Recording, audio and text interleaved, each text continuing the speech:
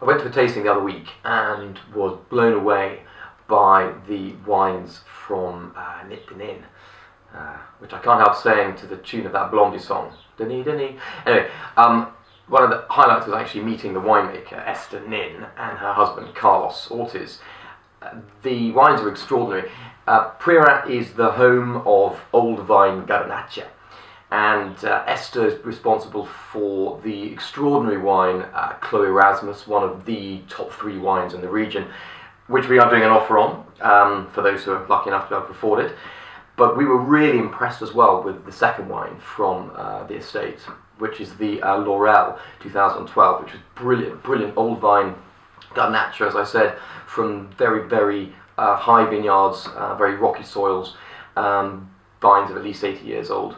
And as well as that, Esther and Carlos have their own vineyards, in fact, which are quite nearby in the village of Priorat. And there the vineyards are at least 70 years old.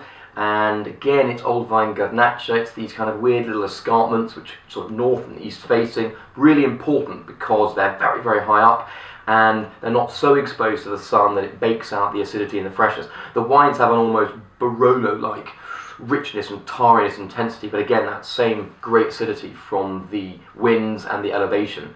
Extraordinary wines. So we're doing a little mixed case of the Laurel from Clos Erasmus, and then the 2 wines from their own family estate, the Nitdinin 11, and also the second wine, the Planetes de Nitdinin. Etc. Fantastic stuff. Get stuck in.